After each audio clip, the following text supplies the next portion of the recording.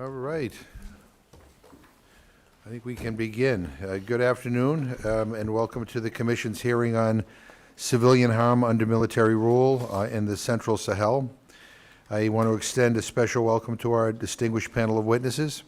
We very much appreciate your willingness to share your expertise with Congress. Today, we're examining human rights conditions in Mali, Burkina Faso, and Niger. In each of these countries, civilians bear the brunt of entangled crises of security and governance. Armed Islamist groups have long sought to undermine the stability and legitimacy of Sahelian states. Since 2015, they have expanded their reach while committing grave human rights abuses that in some cases rise to the level of war crimes and crimes against humanity. Under international law, Mali, Burkina Faso, and Niger are obligated to guarantee the human rights of their citizens. This means that governments must do all that is in their power to prevent, to investigate, to punish, and to provide redress for harm, including harm caused by acts of terrorism. But as today's witnesses will testify, the responses these governments have taken have too often been harmful in their own right. Worsening insecurity and public frustration with dysfunctional civilian governments set the stage for a wave of military coups across the region. In Mali, military officers seized power in 2020 and 2021. Two consecutive military coups also struck Burkina Faso in 2022. Niger followed suit in 2023. These three countries kicked out American and French military personnel, withdrew from the West African regional blocs, ECOWAS, started their own regional alliance, and invited the Russian mercenary force, formerly known as the Wagner Group, to set up shop. In each case, coup leaders justified their actions as necessary to restore security and national sovereignty. Exhausted by years of violence and political dysfunction and angered by colonial legacies of inequality, many in the region accepted that logic. I have to say that I cannot blame them for hoping that change. Any change would be better. Would be far better. But military rule has not delivered the stability that people of these countries were promised. The UN Office for the Coordination of Humanitarian Affairs reports that more than 2,600 people have been killed in the region since the beginning of 2026. Nearly 3 million are internally displaced. Another 11.4 million people require critical food assistance, more than 400,000 of whom are children suffering severe acute malnutrition. Left untreated, they could face lifelong health problems. The humanitarian crisis is compounded by an accelerating assault on human rights and democratic freedoms. The military regimes have banned all political parties, dissolved hundreds of civil society organizations, and restricted independent media. Political dissidents and civilian society actors have been forcibly disappeared. Across the region, but most alarmingly in Burkina Faso, civilians are targeted by all security forces, armed Islamist groups, auxiliary defense groups, and Russian mercenaries alike. As we will hear from witnesses, state security forces are now responsible for the majority of civilian deaths. Minority groups, including the Fulani, have faced particular risk as state officials threaten to, quote, kill them all. The complexity of this crisis and the gravity of its human costs demand a careful, holistic response from the United States government. That response must be rooted in human rights. It must support civilian protection, humanitarian access, democratic governance, and accountability for abuses committed by all parties. It doesn't seem that we can expect such a response from this administration so far, and I'm sad to say that. The head of the State Department's Bureau of African Affairs, Nick Checker, visited the region earlier this year. Since then, he has spoken at length about engaging the juntas in a manner that, quote, respects sovereignty and avoids public moralizing. I agree that respect for state sovereignty is important. It is a cornerstone of the UN Charter and a prerequisite for upholding international human rights obligations. But we don't get to pick and choose when it is important, as this administration sometimes does. The president disregards sovereignty when he chooses to invade Venezuela and decapitate its government, or chooses to launch an unprovoked war in Iran without the approval of Congress or the UN Security Council. At the same time, the administration invokes sovereignty to justify defunding human rights NGOs in Hungary and El Salvador and in other places with dictators that he likes. Those episodes erode the credibility of the respecting sovereignty argument. They suggest that the discourse of sovereignty is being deployed as cover for this administration's transactional foreign policy that deprioritizes human rights. So we cannot let that drift go unchecked. We must approach human rights promotion in the Central Sahel with humility, not only because the United States' credibility on human rights has been diminished, but because colonization in the Sahel left profound political, economic, and social scars that continue to shape public attitudes toward countries like ours. Resentment toward foreign involvement did not emerge in a vacuum.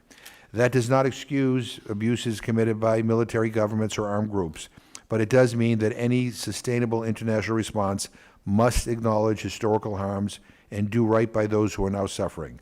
The people of Mali, Burkina Faso, and Niger deserve security without repression, sovereignty without isolation, and stability without fear. And that's what this hearing is about today. Again, I want to thank our witnesses for joining us, and I look forward to your testimony. I'm now happy to yield to the co-chair of this commission, Congressman Chris Smith. Thank you very much. This is an important hearing on the worsening human rights situation and security crisis in Central Sahel, especially in Mali, Burkina Faso, and Niger.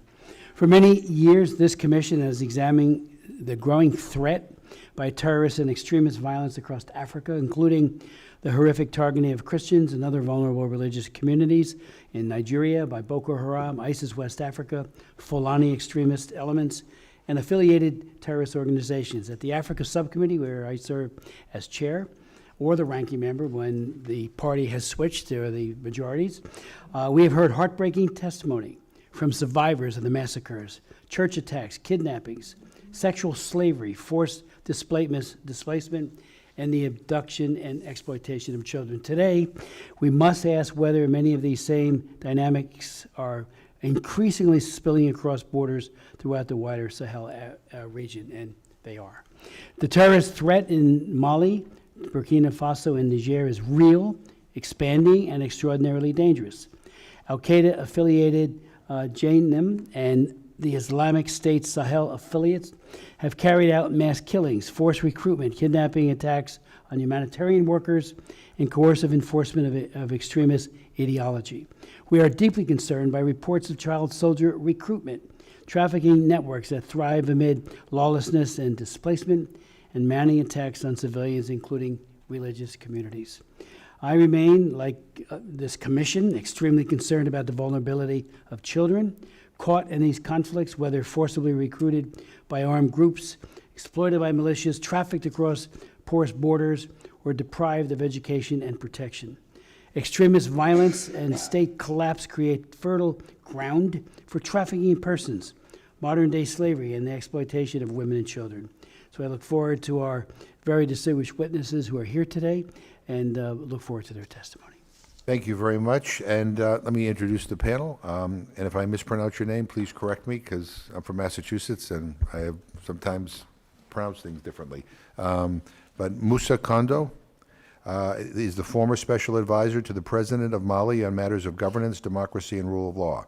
He's a journalist and civil society actor with experience in community development, youth engagement, and promoting accountability. John Temin works across government, research, and the nonprofit sector to advance democracy, good governance, conflict resolution, and U.S.-Africa relations. Previously, he directed the Africa programs at Freedom House and the U.S. Institute of Peace. Karine Caneza Nantulia, all right, is the deputy Africa director at Human Rights Watch. She is a transitional justice practitioner with experience in human rights programming and conflict resolution in Burundi, Uganda, Sierra Leone, and South Africa, among other countries. Michael Shurkin is the director of global programs at 14 North Strategies and the founder and president of Sherbros Global Strategies. He works on security in West Africa, but also on European and American defense strategies, force structures, and security assistance and institutions. I want to thank you all for being here, and we'll begin with you, Mr. Kondo.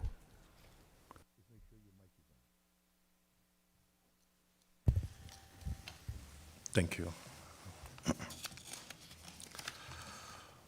Honorable James McGovern, Honorable Christopher Smith, co-chair, and distinguished members of the Commission, it is an honor and special privilege for me to testify today before the Lantos Human Rights Commission at the hearing titled Civilian Arm Under Military Rule in the Central Sahel. I'm not speaking only as an analyst or expert of the Sahel region, but as someone with a deep and personal and professional tie to Mali, where I'm from, and the broader Sahel region. My testimony reflects both lived understanding and policy analysis of a crisis that is too often reduced to counterterrorism metrics, while its human dimension continues to worsen.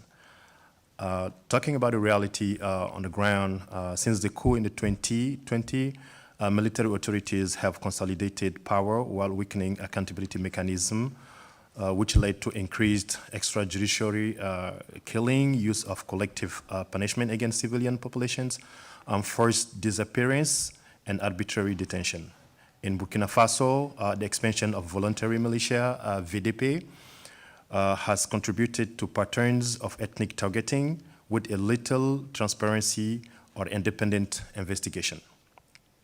The Sahel is currently enduring a profound humanitarian crisis fueled by persistent insecurity across several countries, particularly Burkina Faso, Mali, and Niger, where millions of people have been forced to flee their homes, becoming either internal displaced persons or refugees due to multiple attacks by the JNIM, an affiliate armored group to Al-Qaeda, the Tuareg rebels group, FLA, the national armies, and their Russian mercenary groups.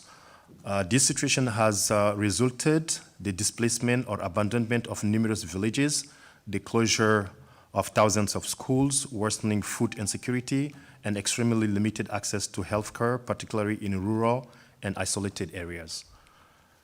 The human cost is immense. Women face sexual violence, forced marriages, and increased economic pressure in contexts where protection mechanisms are non-existent.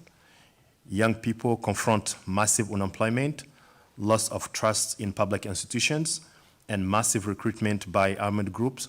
Many now view migration as their only prospect for future. The geopolitical standpoint, the withdrawal of or reduction of Western security partners has coincided by the rise of alternative actors, including Russian mercenaries such as the Wagner Group, now led to Africa Corps linked to Russian Minister of Defense, whose presence has brought a greater opacity, a reduced accountability for serious human rights abuses.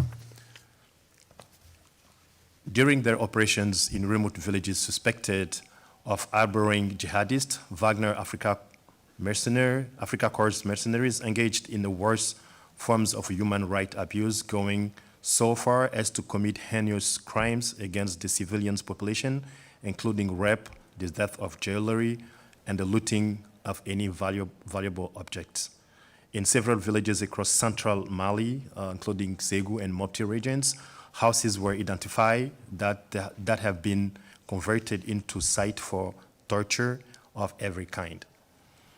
Civilians are no longer collateral victims, they are increasingly directly targets. Entire communities are trapped between armed extremist groups and the state-aligned forces. Fear, displacement, and silence define daily life. In many areas, the state is present primarily through military operations, not through justice services or protections. Regarding democracy and civic space, another critical dimension is the systematic restrictions of civic space, with media outlets suspended or intimidated of suspension, civil society actors silenced or forced into exile. Public debate increasingly criminalized, abuses go undocumented and unchallenged. the arrest and 2-year sentence prison of former Premier Minister of Mali, Moussa Mara, for just making a tweet online. Is not an isolated case, as many other political leaders, such as Maître Moutagatal, 11 political leaders from different political parties, activists, journalists, have been arrested for expressing their opinion. Some are still in prison, and many others in exile. At the same time, regional cooperation frameworks have weakened and diplomatic isolations has increased. The strategic failure and why abuses undermine security. One of the most dangerous misconceptions is that human rights can be temporarily sidelined in the name of security. In reality, abuses are not a byproduct of insecurity, they are a driver of it. When civilians lost trust in the state institutions, experience violence from those meant to protect them, and see no access to justice, they become more vulnerable to recruitment by extremist groups of very kind. Unfortunately, this cycle is already visible across the Sahel, and especially Mali, Burkina Faso, and Niger. Why this matters to the United States? For the United States, the stakes are both moral and strategic. The Sahel is a growing epicenter of global instability, with the jihadist group like JNIM affiliated to Al-Qaeda as a leader. Civilians' arm fuels transnational insecurity threats. Loss of democratic norms undermines long-term partnership for both U.S. economic and security interests. Ignoring human rights today will increase the cost of engagement tomorrow. Closing remarks, the trajectory of the Sahel is irreversible, but without urgent actions, greater international engagement to facilitate dialogue among all parties and neighboring countries such as Algeria, Mauritania, and Cote d'Ivoire, the region risks entering a prolonged cycle of violence, repressions, and fragmentation. The United States has an opportunity not to impose the solutions, but to stand consistently for principles that align security with human dignity. Thank you for your attention. I look forward for your questions. Thank you. Thank you, Mr. Temin. Co-chairs Smith and McGovern, thank you for the opportunity to speak to the Tom Lantos Human Rights Commission. My remarks today are largely based on a report I authored for the Simon Scott Center for the Prevention of Genocide at the United States Holocaust Memorial Museum, where I was a consultant. I will emphasize that my remarks reflect only my personal views, and I do not speak for the Simon Scott Center or the United States Holocaust Memorial Museum. First, I want to start by commending the framing of this hearing. The fact that the governments of Mali, Burkina Faso, and Niger came to power through military coups and have made no progress toward a return to civilian rule is a central feature of the ongoing regional crisis, a crisis that has claimed the lives of more than 25,000 civilians since 2017. These governments are unelected and have cracked down on free expression. As a result, citizens have no mechanism to hold them to account, and military leaders can continue to pursue ineffective, abusive counterterrorism strategies and engage in collective punishment of entire communities. I want to be clear that emphasizing the culpability of the three military governments in no way absolves the Islamist armed groups that are at the center of the crisis. They have committed mass atrocities and employ brutal, scorched earth tactics that have taken an enormous toll on civilians and communities. All perpetrators of mass atrocities must be held to account.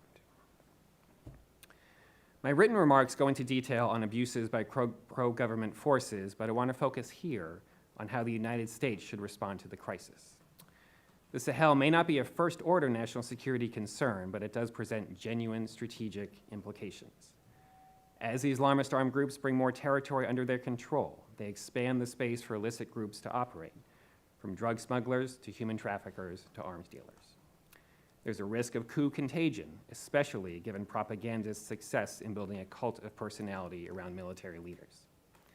The region has substantial mineral reserves. Finally, Islamist armed groups are expanding into coastal countries where the United States has more direct economic and security interests. Recent reporting and action suggests that the Trump administration seeks to re-engage with the three military governments, though it has not fully articulated the breadth of that engagement or intended outcomes. As a matter of principle, the United States should be willing to talk to and seek common ground with virtually any government. Conducting diplomacy is not in itself a reward, as it is sometimes portrayed. That said, it is vital to recognize that the military governments in the Sahel show no inclination to modify their destructive counterterrorism tactics or to put their countries on a trajectory toward democracy. In this context, policymakers must exercise great caution in taking steps like providing security assistance or sharing intelligence to avoid being associated with the government's abuses against their citizens. In many countries, we have seen that citizens, understandably, do not quickly forget when the United States aligns itself with abusive governments. The military governments lack a mandate from citizens and are built on weak foundations. If there is a change in government, and especially if there is a return to democracy, the United States would not want to find itself associated in citizens' minds with the old abusive regimes. It is also worth noting that so far, Islamist armed groups have rarely directly targeted American interests in the region, but that could change if the United States is seen as providing offensive support to military governments. I would also caution against a transactional approach to bilateral relations, including any arrangements that trade security assistance for mineral access. This is the failed strategy that Russia has employed in Mali, making them both complicit in the military government's abuses and a direct target of Islamist armed groups. If the United States engages in more consistent dialogue with the military governments, it is an opportunity for the administration to emphasize three themes. One, from a purely military perspective, strategies that employ collective punishment for entire communities are proven to be ineffective in the region and in myriad other countries. This is not a values-based or human rights-focused argument that will be quickly dismissed. It is driving home the fact that attacking entire communities seen as sympathetic to Islamist armed groups often creates more fighters than it kills. This is a point probably best articulated through military-to-military channels. Two, a peaceful path forward requires negotiations between the government and Islamist armed groups. That may be controversial, but in some instances, Islamist armed groups have tapped into citizens' underlying grievances and are providing a modicum of governance and service delivery. Some of the support they receive reflects legitimate concerns felt by civilians. Three, reconciliation between the Alliance of Sahelian States and ECOWAS is in both groups' interests, especially as Islamist armed groups expand into several of the remaining ECOWAS member states. American diplomats should encourage that reconciliation behind the scenes with regional leaders out front. To conclude, I would urge Congress and the administration not to turn away from the Sahel and to consider the medium and long-term implications of how the United States engages in the region, balancing that against the short-term benefits. Ultimately, partnership with governments in the region will benefit the United States only if those governments are responsive to their citizens and represent their aspirations. Thank you, and I look forward to your questions. Thank you. Ms. Nantulia? Co-Chair Smith and McGovern, members of the Commission, thank you for the opportunity to testify before the Lantos Human Rights Commission. The recent developments in Mali are likely to have far-reaching consequences across the Sahel. They reflect a broader regional pattern. Military juntas in Mali, Burkina Faso, and Niger have responded to Islamist insurgencies primarily through abusive military operations, while sidelining political, social, and governance solutions. The juntas took power, promising to restore security. Instead, insecurity has worsened in many areas. Security force abuses against civilians have increased, while journalists, activists, opposition figures, and ordinary citizens who criticize the authorities have faced intimidation, arrest, and silencing. This trajectory risks deepening instability rather than resolving it. Human Rights Watch research across Burkina Faso, Mali, and Niger documents serious violations of international human rights and humanitarian law by all parties to the conflict. Government forces, allied militias, foreign fighters, including the former Wagner Group, have carried out abusive counterinsurgency operations that have killed and displaced civilians. Islamist armed groups linked to Al-Qaeda and the Islamic State have also committed grave abuses against civilians in their efforts to control territory and attack state forces. In Burkina Faso, Our recent report found that since 2023, the military, allied militias, and the al-Qaeda-linked armed group Jenim have killed more than 1,800 civilians and forcibly displaced tens of thousands. The government has also targeted ethnic Fulani communities in operations that may amount to crimes against humanity. One of the deadliest incidents occurred in December 2023 when Burkina forces and allied militias killed more than 400 civilians in 16 villages. Survivors described scenes of horrific violence and profound trauma. Yet, despite the scale of abuses, the government has failed to hold a single member of its forces accountable. In Mali, we are deeply concerned by the deteriorating human rights situation following the recent offensive by Islamist armed groups. Jenim fighters have attacked medical facilities, targeted civilian buses, and burned trucks carrying food supplies. The armed group has also led siege to Bamako. In Niger, Islamist groups continue to brutalize civilians, particularly in the Tillabéri region.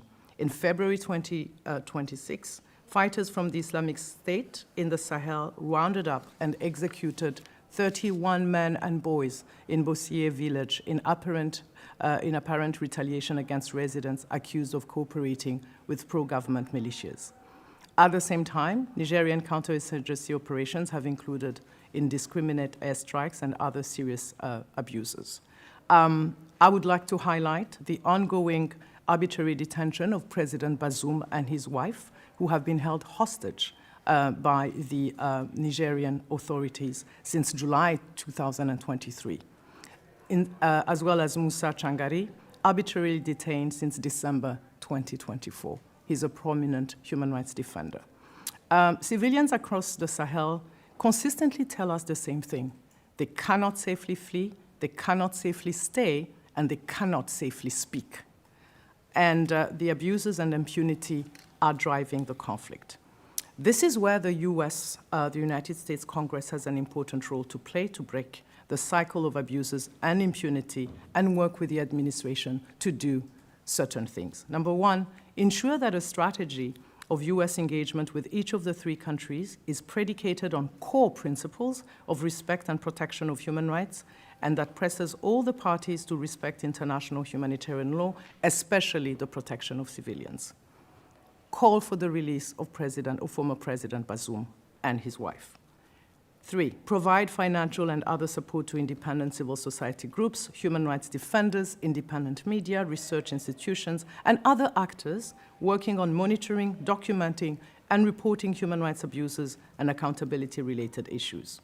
Ensure strict compliance by the US government with 2 statutory provisions prohibiting the US government from using funds for assistance to units of foreign security forces where there is credible information implicating that that unit is in the commission of gross violations of human rights according to the Leahy laws. Ensure any waivers sought to provide security assistance to Mali, Burkina Faso, and Niger includes regular review and reporting to Congress on the human rights record of recipient parties. Increase the US support towards provision of public services, including in the areas of health, psychosocial assistance, education, and justice. Support targeted sanctions, including under the Global Magnitsky Human Rights Accountability Act, against individuals credibly implicated in serious abuses in Mali, Burkina Faso, and Niger, including the military and Jenim commanders named by Human Rights Watch, my organization, in its latest report on Burkina Faso. And finally, consistent with the Elie-Wiesel Act, ensure that the US strategy for Central Sahel fully assesses the risk of future atrocities in the region and mandates that the administration report to Congress on efforts to prevent and respond to atrocities in the region. Thank you, and I look forward to your questions. Thank you, Dr. Shurkin. Thank you very much. Thank you for the opportunity to come and speak. This is a tremendous honor for me. I've been to Mali, but obviously I'm not Malian. I've not grown up there. I have, however, spent most of my professional life working on the Sahel ever since I started as a CIA analyst back in 2005, I think. It is fair to say that things have always been bad, but they've never been worse. And every single thing that the previous speakers have said about how bad the situation is completely true. I think we are all in agreement that the situation is absolutely terrible. However, I do wish to add perhaps a, dare I say, a sour note, in that given what I've seen of the behavior of these governments really for the last 20 years and my knowledge, historical knowledge of the way they behaved since independence, and then of course colonialism, pre-colonialism, et cetera. There's a history here. I've become deeply skeptical of the ability of the United States to influence the situation on the ground one way or the other. For one thing, the human rights abuses all predate the coups of 2020 through 2022. The democratic governments were also abusive in a way. The military juntas are just better at it from a point of view of like efficacy.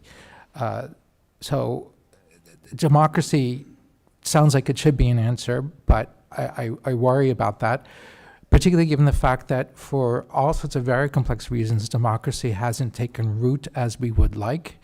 And I'm not one of those people who believes that democracy is not appropriate for everybody. I think it's the best thing for everybody. But I do think that sometimes it just takes longer. And sometimes it just you need a little bit more work to make it grow in certain kinds of soils than others. But either way, what we've seen is a rejection of democratic governance and democratic politics, liberal democratic politics, across the board throughout the Sahel. We've seen a turn to dictatorial regimes that, while none of these people was elected, and we have no idea how much popular support any of them actually has, it's also fair to say that they do have some support. And the turn to these military regimes does reflect real frustrations with their experiments with democracy and with the status quo up until the coups. Not to say that, again, we shouldn't advocate certain values, but I do think that we have to be realistic about the kinds of things that we can possibly do. When I look at the human rights abuses done by Wagner and now Africa Corps in Mali, for example, what I have seen is that for far too many Malians, the Russians' penchant for human rights abuses is a feature rather than a bug. That's why they wanted the Russians there. They perceived that the French were a little bit too soft. And as I'll cite a Malian officer I spoke with maybe 5 years ago, so before the Russians actually showed up, he told me it'd be great if the Russians came and replaced the French. And I said, why? Because in my mind, Russian counterinsurgency, I think Grozny. Like, you don't want that? And he's like, yes, no, I do, because the Russians would take off the gloves. And I've also seen repeatedly that whenever we, out of all the best intentions, we collectively, the West, try to make conditionality part of our programming or try to insist on democratic values or human rights protections, it just sort of induces eye-rolling and resistance. And then we end up getting in these horrible situations where we're damned if we do and we're damned if we don't. So on one hand, if we're seen as being too close to these dictatorial regimes, people will resent us for that. On the other hand, if we don't support the regimes, whether they're dictatorial or not, people resent us for that as well.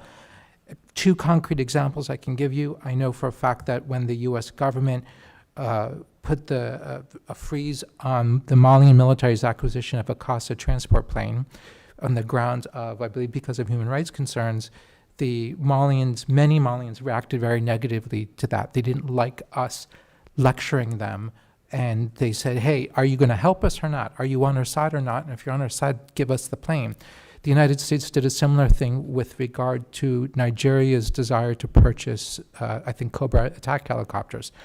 I think it's those helicopters, not Apaches, but they wanted them, and we pushed back. Same thing with Tucanos, I think, in both cases.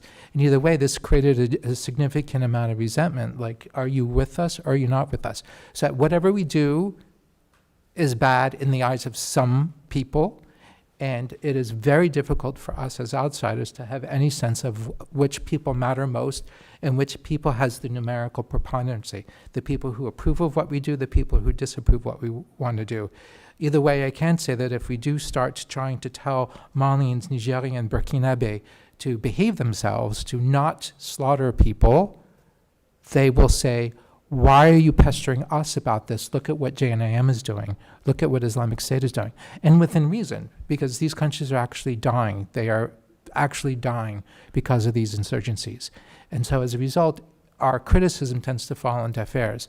So the question then has to be, there's this debate that has to be had to get beyond the should we do something, because I think all of us feel like we should because it's a terrible, terrible situation. People are suffering. But what realistically, plausibly, can we possibly do? The things that we've attempted in the past have not had any meaningful effect on the behavior of these militaries, on the behavior of the militias that they have brought into, that they have hired on as proxies, or obviously the behavior of the insurgents who are fighting them. So that is the question. It's one thing to sympathize and to say, yeah, it's horrible, we should do something. But the question is what? And I will leave you with that. Thank you. We'll go to questions now. I'm going to yield to the co-chair first. Thank you very much, Mr. Chairman. Thank you for your testimonies, all four of our very distinguished witnesses. I chaired a hearing back in 2013 and 2012. In 2013, it was called the Growing Crisis in Africa's Sahel Region. And we pointed out in that hearing that the government of Mali in 2012 was overthrown by military coups. I mean, the persistence of the coup contagion, which I think was a very good phrase to use, both in those countries and perhaps outside their borders, is a very deep concern of all of ours. We do have a section 7008, as you know, in our foreign aid to, when a duly elected leader is overthrown, we have the ability, it can be waived, but we have the ability to restrict certain aid. And if any of you have any thoughts on how well or poorly that's being administered, we would appreciate that. The objective of JNIM, what is it? We've learned over the years that each one of these groups have, a whole set of principles, much of them very, very dangerous, that they promote. But it would be good to know, from any of you who would like to answer that, what their objective is. The whole issue of child soldiers, of course, is always a very big concern. I wrote the Trafficking Victims Protection Act. We have a big emphasis on child soldiering in that law. And all of us are very concerned about turning little kids into killers and what that does, not just to their victims, but to them. It just destroys their minds and puts them at risk as well. So if you have any thoughts on that. And the role of the faith community, I know there's a very small numbers of 1% or so of Christians, but also the Muslims. Are they stepping up to try to find some way to mitigate the violence? Your thoughts there? And then finally, the role of the United Nations and the AU. Are they playing a constructive role? And is the United States playing a constructive role? I can start with the J&M objectives. This is a question that actually baffles basically all of the experts. I've asked everybody what do they want, and this is a huge, huge question. It's not very clear what they want, other than they say they want to impose Sharia law. But beyond that, it is not clear if their intention, let's say in Mali, if their intention is to roll into Bamako one day and take over the government the way the Taliban have done in Afghanistan. That does not seem to be the goal. It seems more likely what they're doing is just making the Malian government irrelevant, such that they really are the ones in control on the ground. The Malian government might persist indefinitely, but just become excessively irrelevant. In the same time, they are pursuing similar agendas, appear to be, throughout the region. So what might be emerging is not a Islamic Republic of Mali, right, the way we would see in Afghanistan or, Iran, but rather the Republic of Mali might continue to exist de jure, but in terms of de facto, there'll just be something else going on, some sort of hybrid that perhaps resembles the 19th century emirates that used to rule Mali and much of Nigeria, Burkina Faso and Niger before the French showed up. It's not a satisfying answer, but that's the best I can do. And the problem with that not being a good answer is that when everybody asks, does it make sense for, let's say, the Malian state to negotiate with GNIM, it would be easier to answer that question if we understood what they might negotiate for. If you knew what your adversary actually wants fairly clearly, then you could have a clear debate about whether or not you can concede to this point or to that point. But if you're not really clear what they want, what do you negotiate?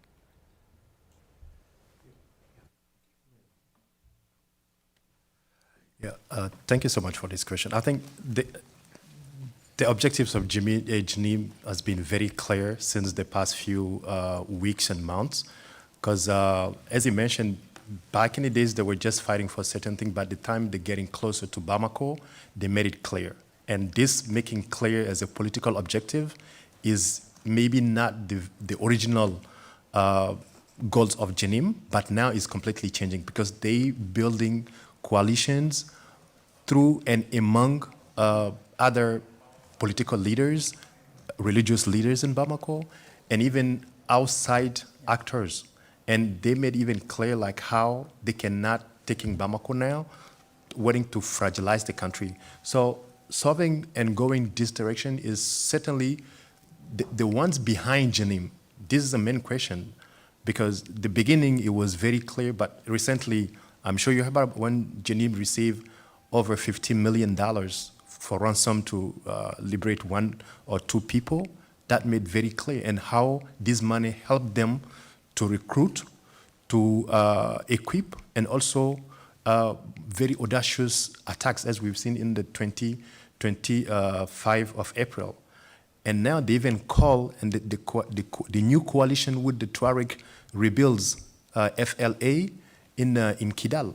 So their coalition made clear to liberate Kidal, but we know the Tuareg's objective is not Bamako. But JNIM made it clear they want to control Bamako. And they even called the Russians to cease their support to Malian military so they can work with them when they will overthrow the government.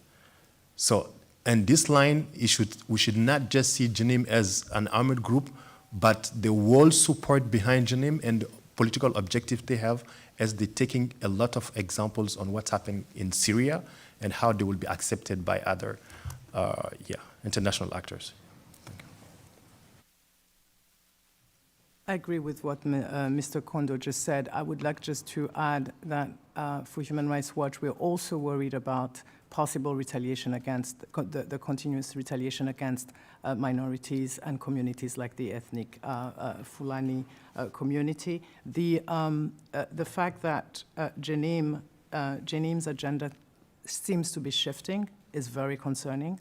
The alliances, as Mr. Kondo just said, internal alliances, but also external alliances, reaching out to leaders who reside outside of the country is concerning. And I'm going to add another concerning trend, I think, is, as you ask, what is the African Union doing, is also the fact that the African Union has been undermined by the fact that Mali, Burkina Faso, the three countries have exited the bloc and have decided to have a common security agreement and political agenda.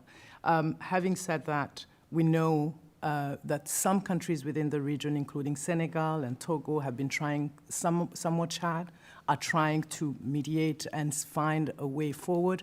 But obviously the recent events in Mali are adding an additional layer of threats and security concerns for other countries in the region, including Benin, the coastal countries, Benin, Togo, and Ghana to a certain extent. So these are trends we're trying to keep an eye on.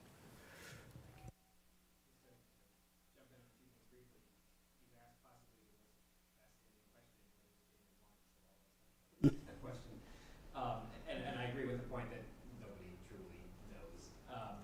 But Mr. Kondo made a really important mention of Syria, and when I was doing research on this, that example does come up a lot in the way that HTS went from a insurgency, Islamist insurgency, to governing and being quickly embraced by a lot of the world. I don't know if that's what JNIM has planned. There's a lot of steps between here and there, but that is something that people talk about as a potential trajectory and something that they pay attention to. Just on a couple other things you mentioned, Section 7008. I'm a big fan of that because it locks us in and it sort of limits our flexibility to define things as other than a coup. Even so, we have at times been too slow to call a coup, especially in Niger. That was clearly a coup, and the administration in power at the time took its time in making that pronunciation. So I think we should keep it, we should stick to it. If it were up to me, I would even expand what we define as a coup, and I would think about when leaders change term limits to extend their time in office. I think that's a And just on the AU, sadly, the AU in a number of contexts across the continent does not have the muscle that it did maybe 10 years ago or so. And this is one of those examples. It is not stepping up in terms of mediation, in terms of some of the tougher tools that they have, and that's been disappointing. Thank you so very much, Mr. Chairman. Thank you. The situation on the ground in the Central Sahel is incredibly dynamic. And as some of you mentioned just a few weeks ago, insurgent armed groups captured the Malian capital and are now holding it under siege. How have the military regime's restrictions on civil society and independent media affected our ability to monitor developments and to respond to abuses? It's open to anybody. Please. Yeah, and just make sure you bring the mic a little closer so that. Oh. Is that okay? Thank you for your question. I think this is a trend we've seen that has started several years ago. So right now we have dozens of civil society groups, human rights defenders who have been silenced, have been banned, media outlets as well, including international radio, TV stations. Our own organization, when we released a report, not even this one, but 2 years ago, we had a whole, our website was taken down in Burkina Faso. So going back to Mali, our main concern right now is those human rights defenders who are on the ground, who are now in hiding and cannot speak up. Thank you. Gondo? I think the dynamic is very clear on the ground. We have not just the government-controlled medias, but also the Russian propaganda supporting the operations in Mali. Just a quick thing.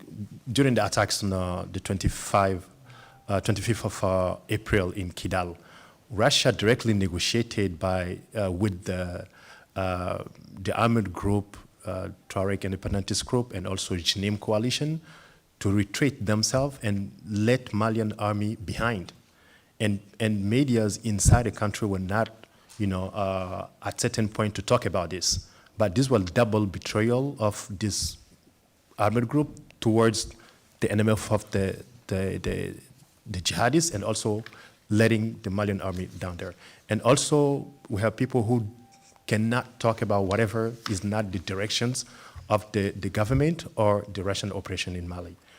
Yeah, you mentioned it. We have, for example, people who got in jail just because they criticized the government, the president of Niger, for example. A Malian political leader and journalist have been arrested and sent to prison because they criticized the president of Niger. And some supporters of the government call openly to kill another president, and they still continue to operate. So that made it very clear who can talk and who cannot speak here. Kevin? I just want to add, there are some things that we can do to help here. That those could include support to journalists in exile. Can you just get closer to the mic? I'm being in, Not yeah. close enough. Good? I think that's good, right? Yep. All right. I was saying there are some things that we can do to help with this situation, including support to journalists in exile, All right. support to independent radio stations. Some of those still exist. There's some really interesting models of distributing news through WhatsApp groups, collecting testimony from refugees who have fled the country. These are things that the United States has historically supported in the past. There is new funding that theoretically could support this kind of thing. So fully agree with your assessment of the situation, but this is one of the areas where we can help. Mr. Timmon, in your report published late last year, you warned that risk factors commonly associated with mass atrocities are present in the Central Sahel. As you and others on the panel have noted, mass atrocities are already occurring. So what mass atrocity risk factors exist in Mali, Niger, and Burkina Faso, and how might the presence of these factors cause the situation in the region to evolve or escalate? One place I would start, which hasn't been mentioned much yet, is the way that the Fulani ethnic group in particular have been targeted, especially in Mali and Burkina. They have been demonized, they have been broadly associated with terrorism, especially by the regime in Burkina Faso. Entire Fulani communities have been attacked based on their ethnicity. That group finds itself in an especially difficult situation, stuck between the Islamist armed groups and the government and military forces, especially in Burkina, and the VDPs, the sort of semi-professional forces that the Burkinabe government employs. Let me be clear that virtually every ethnic group in these countries is adversely affected by the crisis, but the Fulani are especially affected. And I think it's time, to talk about them in the same way that we have spoken about the Rohingya, the same way we have spoken about the Yazidis, Tigrayans in Ethiopia. This is a group that has really, really been targeted and signaled out and deserves a good deal of attention. And following John's lead in terms of like what can be done, I think as there are discussions around possible re-engagement with the three countries, it's important, and this is what we're hearing from the survivors and witnesses of these atrocities, place accountability and civilian protection at the center of any U.S. engagement. Because the current cycle of abuses will continue unless those who are responsible of those atrocities are held accountable. It will be important to leverage any diplomatic engagement and partnerships to support independent investigations. We're talking about grave crimes. Our latest report documented possible crimes against humanity and war crimes. These are serious violations. And also, it's important to back targeted sanctions against individuals, which we, alongside others, have identified, including the current head of the junta in Burkina Faso, President Ibrahim Traoré, and other individuals, including on the JNIM side. So we do have those names, and it will be important to back any investigation, including from the International Criminal Court. Let me ask this question. Anybody who wants to respond can. The juntas frequently frame criticism of human rights abuses as foreign or imperialist interference with their, liberatory political project. Trump officials have been mum on human rights issues to respect their sovereignty. So is state sovereignty in tension with the enforcement of international human rights obligations, or are these principles complementary? And how should the international community respond to sovereignty claims while still defending universal human rights? It's an easy one. I almost want to to respond the way I responded to one of I met a Burkinabe pro-government activist one time, social influencer, and he asked me the same question, and I said, well, are you saying that the Manding Charter, which was released in which has been known since the 13th century, which really puts the rights of women and children and political prisoners at the heart of Burkina Faso and Malian history, a lie? I think it's important to recognize that human rights, the concept of human rights, human dignity, is not foreign to African sovereignty. It was part and parcel of every struggle, independence, fighting, colonialism, etc. That's what I tend to respond, that there's no discrepancy. It's more of a justification to avoid scrutiny and accountability. Dr. Shurkin? I sympathize with that. There's a but, at the same time, anything we do, like this idea of supporting journalists, and I've argued this is all foreign interference. I mean, this is the sort of thing that the CIA used to do during the Cold War, where we would try to do, we would fund French intellectual journals in Paris in the 1950s, send them on the Chinese government, French Communist Party. A good thing to do, so I'm not saying it was a bad thing, but it was a thing, that's what we did. And it is all kind of, it's not on, I'm sorry. Thank you.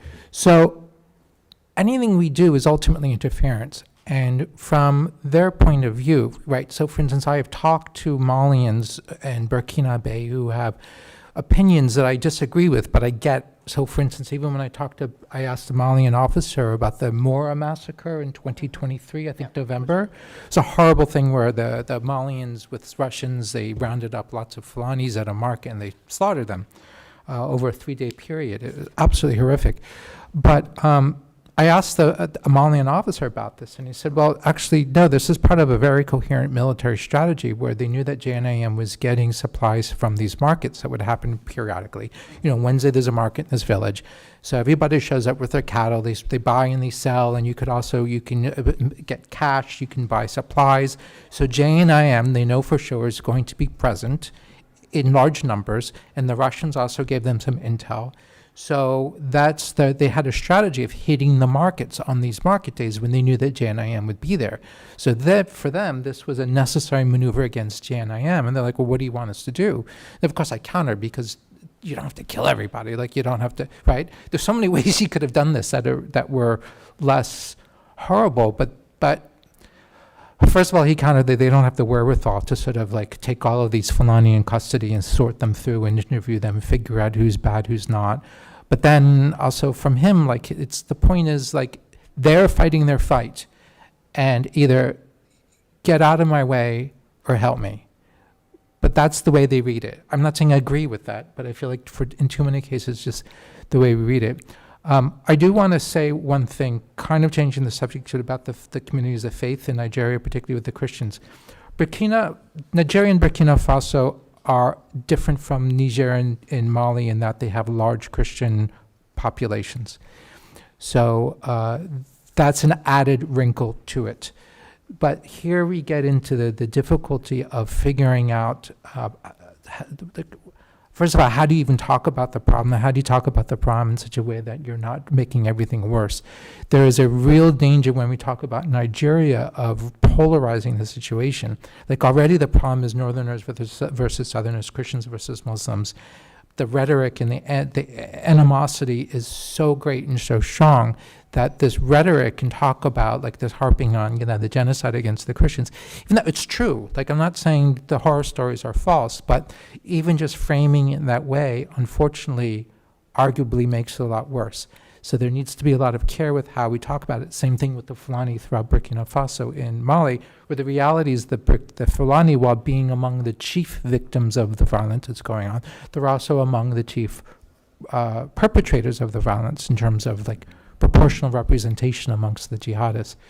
It's very, very complicated, which is also why, like, the last thing that I'd want to do is to have a strident anti-Muslim or pro-Christian or anti-Christian and pro-Muslim or pro-Fulani or anti-Fulani.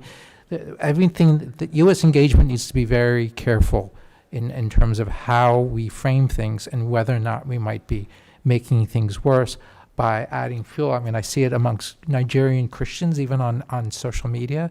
I felt a lot of Nigerians. And all the rhetoric coming out of the Trump administration that vilifies Fulani, they're like, yeah, totally. They want to go and genocide the Fulani. So that's not the answer either. Just, we have to be careful. And yeah, I'm going to yield in a second to Co-Chair Smith. I have a few more questions. I'll go to afterwards, but I just want to make sure I'm clear. I mean, you're not suggesting that we not try to influence the human rights situation in these countries, or am I? Or are you? I mean, because I do.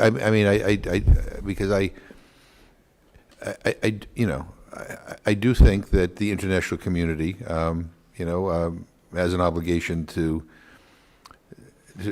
try to influence situations that are terrible and awful, and to try to see whether we can influence to make them better. And I mean, I'm with Co-Chair Smith, the president is in China right now. I mean, we passed a resolution that he authored that was on the floor yesterday. I mean, raising issues of human rights and calling for the release of political prisoners. I'm sure that there are sectors in China who are not happy about that, but it's the right thing to do. I mean, because the alternative is to be silent, Right. and just to see things continue the way they are. The argument in favor of doing as you say and trying to make things better is simply because it's the right thing to do. Just argue for realism with respect to what you actually hope to accomplish. It might just be good enough that we make a stand in the Yeah. name of principles and values for the sake of making a stand in principles and values, but it's not going to change anything in the Sahel. I'll yield to Mr. Kondo and then go to... Yeah, I just want to point it out about support and interference point, and also re-engagement in the region, because if someone is needing or seeking for help, whatever the help might come from should not be considered as interference. And today, the population in Mali, in Sahel, population are suffering. We may hear it from here or not, they are suffering, and this is real. So however we can help, this is what is needed now. And one thing. The second thing, the re-engagement should not start from my point of view without Algeria, because Algeria is playing a key and more than key important role in the regions. And also if the disengagement should start, and the human rights we're talking about should start with asking this regime to release the opinion and political prisoners. I just mentioned Moussa Mara, who's been in prison for a tweet. We have Rasbat, Imam Diko, who is in exile. So these are people, Malians. The conversation can start with different stakeholders. But the ones who are outside and who are not Malians, or even not from Sahel, but interfering a lot in the Sahel, these are the ones, for example, Jinim side should not be an ally to have this conversation, because they are the main factor of instability. And without stability, we cannot build any kind of approach or constructive ways moving forward. Yeah. Yield to Co-Chair Smith. Thank you very much, Mr. Chairman. Just a couple of follow-up questions. Dr. Sherkin, you pointed out the emergence of drones as a tool for terrorizing civilians. Perhaps you could elaborate on that. You also pointed out, and just kind of alluded to it a moment ago, that most of the victims of states or state-sponsored violence in Burkina Faso, Mali, and probably Western Niger are the Fulanis. Wherever there's a victim, we need to be speaking out. In Nigeria, I've had 16 hearings on Nigeria, been there 5 times, went to Jos, met with the imam in Jos, who absolutely says, we're not Boko Haram. We want to coexist. And then the bishop, he's now the bishop of Abuja, Kegama, said the same thing. He said, we get along great. But if a Muslim speaks out, they'll be killed. But the Christians, whether they speak out or not, because they are infidels, the jihadists, not the Muslims per se, the jihadists will target them for death. I have raised repeatedly the importance of CPC for Nigeria, and I've been absolutely careful in everything I say at all of my hearings that the non-jihadist Muslims are victims too. And we need to say it. We need to say it with exclamation points. Christians more so, because I went to 5 firebombed churches in Jos on one trip, and it was just wanton violence because they happened to be Christians. And ditto we had a bishop come and testify from Middle Belt, who also talked about how his parishes were just randomly just killed by people who were radical Fulanis.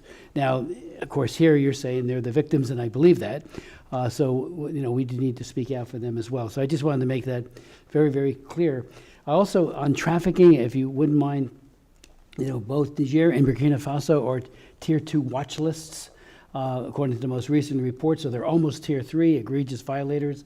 In Burkina Faso's case, it's forced child labor, forced labor in Niger, but also exploitation of children through trafficking. If there's anything we need to be doing or could be doing, do you agree with the tip finding on that? And then finally, in March 2026, thousands of Christians and Muslims gathered for solidarity in Niger, which I thought was, this is what we need. We need cooperation and a sense of reconciliation between what are perceived to be two disparate groups that don't like each other. And so I thought that was very encouraging. So any thoughts on that? And all of you, if you'd like. I will start about this religious thing. We have, at these times, never had like very confrontational problems between Muslim and Christian. This has not been key factors. 2012, when the jihadists started coming, controlling the Mujao at back this time in Timbuktu areas, so there was confrontation about we don't want to see Christian or you don't. But the current things we have in Mali, we don't have this in particular. And there is a really Christian and Muslim coming together sometimes to pray for the return of peace and stability in the region. So for concerning Mali specifically, I can say that.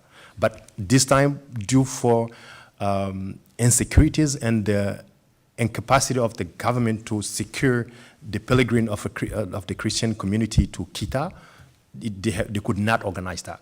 So this was very unlikely, and also the fact that they could not secure, and they have decided to not organize it. But it was a very internal decision from the Christian community themselves. Yeah. Is this on? Yeah. Okay.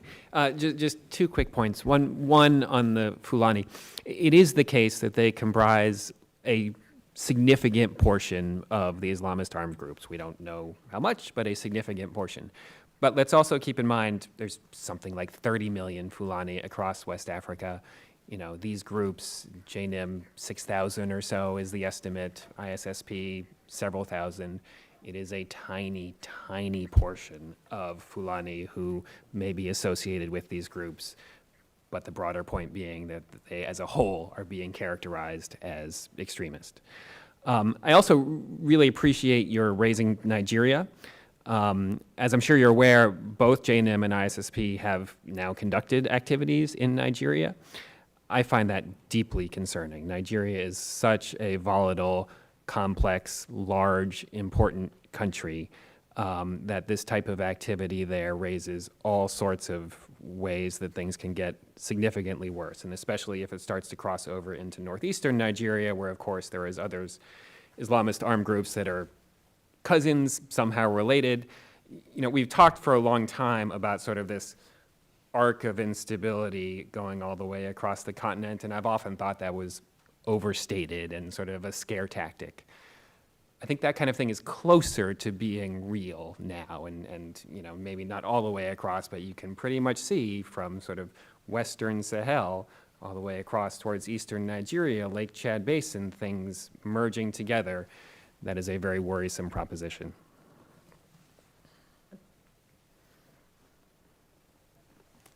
Is it on? Okay, I think it's on. I just wanted to add one thing on the ethnic Fulani community issue. The other thing is cycles of abusive counterterrorism operations have actually pushed scores of Fulanis in the hands of the Islamist armed groups.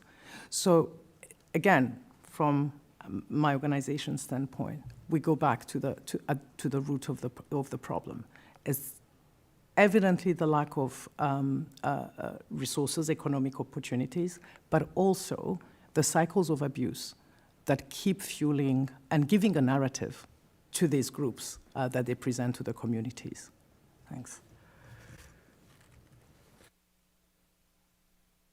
I don't disagree with anything being said. The problem is stopping it. It's absolutely right. Like, the cycle of violence is absolutely true. It's been well documented, for instance, in Burkina Faso, that what really fueled the jihadist insurgency among the Fulani community of Soum province in Burkina Faso was actually the heavy-handed tactics of the Burkinabe security forces, which, by the way, happened before the coup. it's just been documented time after time after time that that kind of collective punishment just makes everything worse. But it is extremely difficult to convince people of that who are determined and think that this is just how we do things and this is the situation. I really wish that weren't true. And I've worked with Malian military many, many times. I was briefly embedded with the National Security Council in Bamako. And every time I try to sort of steer the conversation towards like, well, how do we think about counterinsurgency? And, just trying to find ways like this is a known problem, counterinsurgency. People have been writing about this for decades. We've learned a lot about what not to do. And I generally found that in my experience, it would fall on deaf ears just for a zillion reasons, maybe because I lack the credibility or just because I'm just some outsider. Well-intentioned, but like another annoying outsider who's telling them what to do. I don't really know, and it's very sad because when you look at what's going on, it's true. It's a cycle that looks like it's going to go on forever. I will say in terms of like things to do, and also back to the question of faith communities, among the things that I've always talked about is the possibility of finding ways to amplify the voices of all of the Islamic civil society organizations and the Islamic societies. I mean, like Sahelian Islam is very diverse, but also very rich. And the traditional pillars of Sahelian Islam are these like Islamic brotherhoods, fraternities. There's this whole universe, a pantheon of imams and marabout and people who have a radically different view of Islam than the jihadists. They represent the norm, they represent the tradition, and they are bulwarks against the jihadists. The most notorious example in Mali, of course, is Imam Diko, but he's just one of thousands, I believe. Those are people that I believe in the past the U.S. government has a difficult time reaching out to and interacting with. And this is us where we get to the problems of the fact that the embassy is understaffed, et cetera. Like, how do you actually find these, the thought leaders, the influencers within the Islamic world? How do you strengthen the hand of, I almost want to call it a silent majority, but they're actually not silent, of all of the Sahelian Muslims who want no part of this violence and just, this is destroying their world as much as everybody else's. And I feel like there's something there, and that, I mean, maybe you have to do it clandestinely or something, because anything that has the fingerprints of it's the U.S. government is doing this, that could be very problematic. But I think there's something You there. say the emergence of drones. Oh, the drones thing. Yeah, Okay. for killing of civilians. Yeah. So, and I'm sure you know, yes. So over the last really 4 years, maybe, we've seen this proliferation of drones all across the Sahel, led by the state actors who were buying Turkish TB2, the Bayraktar TB2 drones, but now, of course, insurgents now are operating armed drones as well. So they now have, they mostly operate Turkish drones. There are at least two kinds of Turkish drones that you find across the Sahel, plus some of them, like Niger, also has some Chinese drones. They use them, they have to use them from a purely military point of view. They absolutely need the firepower and the mobility. And I get that, which is why I think when I look at what they spend money on, I think it's a smart thing. They need the drones. You need mobile firepower in that kind of environment. However, there are, at the very least, you have this problem where they lack the wherewithal and perhaps the will to put in place the kind of rigorous checks that we have when we try to operate drones and conduct drone strikes. But even we, I mean, I know for a fact, you could talk to folks at the CIA about how they do this, or the, SOCOM or whatever. We have these rigorous procedures that are involved, and the lawyers are involved in everything to make sure to mitigate the risk. Although even then we make mistakes, and there's collateral damages about it, or we get the wrong target. So even if we're trying really hard, bad things happen. They're not trying at all. And thus, bad things happen all the time. And what I see on social media a lot are Malians and Burkina and people saying, look what the government just did with their drones. They just blew up this family in a pickup truck. There's no way of verifying any of it. Maybe the family in the pickup drones, maybe these are JNIM. You don't know. Nobody knows. We will not know. But there is a possibility, a distinct possibility, that these militaries are using the drones to deliberately target civilians in order to terrorize the civilians. Unfortunately, it's hard to verify because of the lack of real information on the ground. Just to add two quick points. In January 2026, we actually documented a military drone strike on a crowded market in Niger, which killed 17 civilians, including children. So I agree with what Mr. Shurkin just said. The other point I would like to make is that going back to something Mr. Shurkin said about we have to be careful, that you have to be careful in terms of engaging, and what actions need to be taken place. I think we are talking about a small elite. I think it's important to recognize that. It's a small elite which lives also, they live in fear, and that's why they are silencing their opposition, journalists, civil society groups. The last time I was in Ouagadougou in Burkina Faso was in 2023, I believe, 24, and there was rumors of a coup. There's always a rumor of a coup. So we're talking about a fragile, rights abusive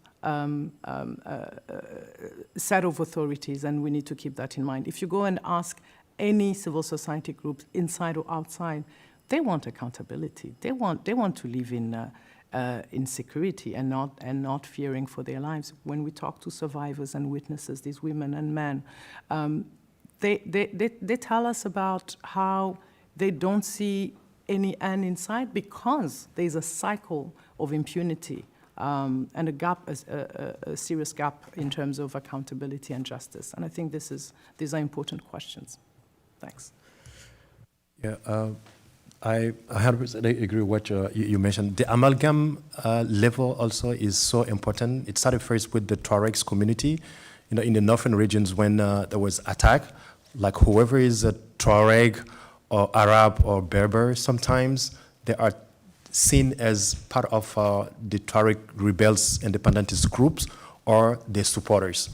And as myself lived in the far north area of Mali, in the city of Menaka, I've been in school together who have not rebels at all and 100% engaged for Mali, but they didn't get a chance all the time to prove or to say who they are or who their convictions are. That's one thing. And the second thing is with the Fulani community. And even during the latest attacks in Bamako on the 25th of April, one of the biggest displaced local refugee camp in Bamako, placed Senu, who been given by a Fulani notable in the capital named Ismaila Cissé. People been to burn down the whole camp and kill some of the refugee people inside the camp. So just to tell you how amalgamous level is when we say, and some also people, this pushed a lot of Fulani young people in the hands of armed groups because sometimes they even leave their own villages to go places under the control of terrorist groups.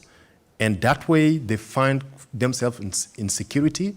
At least they will not be targeted for not being jihadists or being just Fulani in their own communities. And when Wagner also arrived, fueled this a lot because there are certain villages is automatic. When they find like a young man from 13 to 16 years old and above, they assume automatically you are a jihadist or you are spying for jihadists.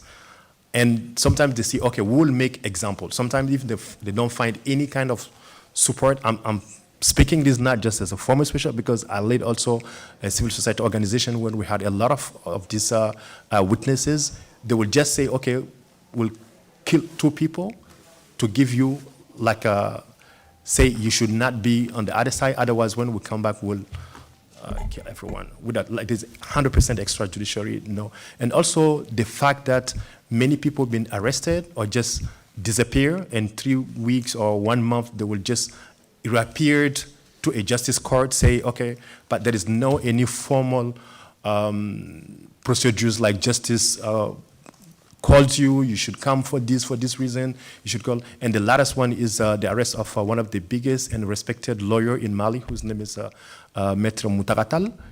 People on mask just come and arrested him at home.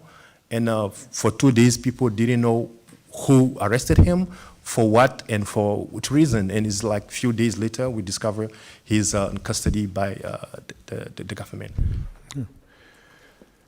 So I have just a couple last questions, and then we have votes at 4 o'clock. So whoever wants to participate in this can. Yeah, I'm old school on some of these issues in the fact that I believe bad guys ought to suffer consequences. They ought to be held accountable. I do, and I said to the extent that that's a real threat and a real consequence, I do think, we have lots and lots of evidence that, in fact, it can change behaviors. It could open opportunities up. So, I mean, the two things that I just want to raise here is, this is one thing that kind of bothered me. The Trump administration recently lifted sanctions on 3 senior Malian officials linked to Russia's abusive Wagner group, who could be implicated, I think, in serious human rights violations. And in a Senate hearing, the head of the Africa Bureau, Nick Checker, couldn't articulate any change in the officials' behavior that justified the delisting, despite numerous human rights concerns in the country. I'm just trying to figure out what the hell's that all about. And then the other thing is, if anyone cares to comment, I mean, what does accountability look like in a conflict where the line between civilian and combatant has been intentionally blurred by both government security forces and armed groups? Yeah, Mr. Timmerman. Just to, first of all, thank you for raising those questions, and could not agree more on the accountability point. I think this goes to a general point, which is why it's so important the United States stays, and at a minimum has eyes and ears, and it is known that we and many others are monitoring the situation and are keeping track of abuses. So this means having a Senate-confirmed ambassador and robust embassies doing their reporting, doing the intelligence collection, and making sure that we have eyes on the situation. That maintains in the back of belligerents' minds that maybe there will be some accountability that day, someday, and at least that is some degree of a check on their behavior, I believe. The other piece of that that's really important is collecting evidence for future prosecution, and that's something that the U.S. and others can support. You never know when those windows for prosecution, for accountability are going to open. Sometimes it takes decades, but it does happen. Looks next door in Chad, where a terrible dictator was eventually held to account. Doing that kind of collection, again, keeps in the backs of people's mind that maybe they will be held accountable, and I think that's worth supporting.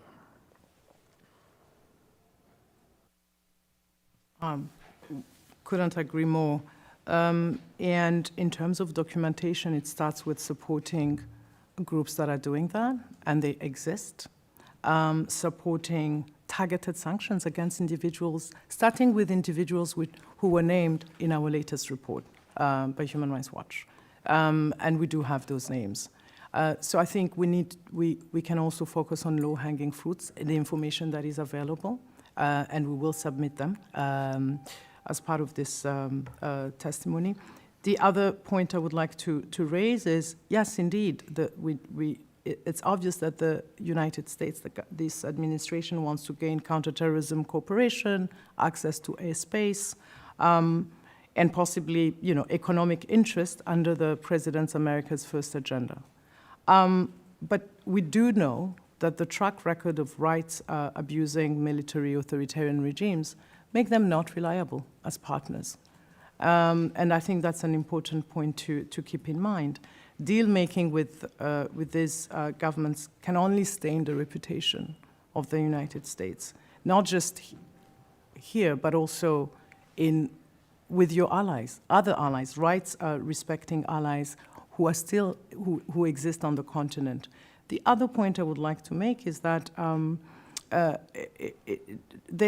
Sahel is now becoming a safe haven for these abusive Islamist groups who are professionalizing, and they are expanding further. So the consequences we see in the Sahel have far-reaching consequences outside of the Sahel, and linked to that, not engaging with these governments on an ethical standpoint risk actually to have the U.S. being perceived as other governments like Russia and China, because we're also looking at a geopolitical competition.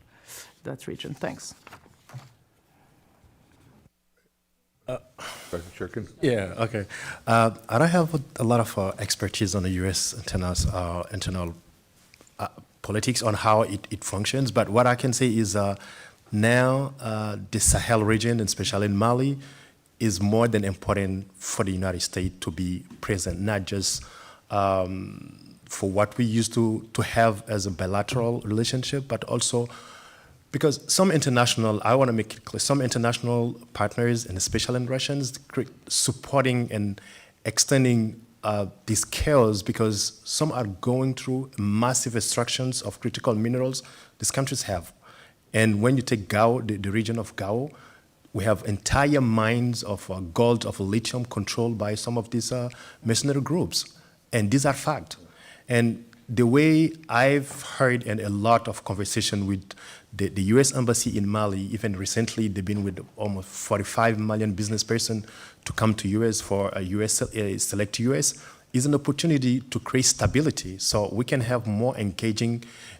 She mentioned about not just chaos through people because people want to fight or young people want to get engaged on armored groups, but if these commercial opportunities are funded, it will create more opportunities and people will have different alternatives than just be engaged or with Janim or engaged with independence Tuaregs, or would have multiple Katibari Masina.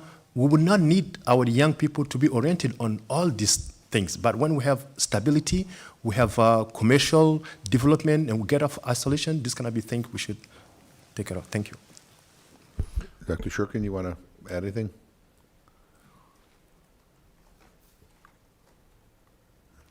No, I mean, I guess I'm the curmudgeon on the panel, although I don't disagree with any of them in terms of any of the facts. I think we're all in agreement about the facts. Go ahead and sanction people because it's the right thing to do, but it's not going to change any behaviors. And there's an argument to be made for if you lift a sanction, then maybe you increase your chance of having a seat at the table, which means maybe you could have some influence.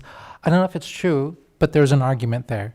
So I don't know. I mean, but I do agree that we need to be there. I think the case with these two people from the Wagner Group is they didn't want to be sanctioned, so they went to great lengths to Right, get so that's evidence that so it clearly hurts. they felt that it was bad to be in that category. So. Right. But I absolutely endorse John's argument that we need to be there. I mean, we need the presence, and I think that's really important. And you need to know that we're paying attention, that we're aware of things. And I think that's very important. Well, I appreciate, speaking on behalf of Co-Chair Smith, and I just want to say thank you for your testimony. Thank you for taking our questions. And this has been an enlightening hearing, and I appreciate it, and we will stay in touch. Thanks.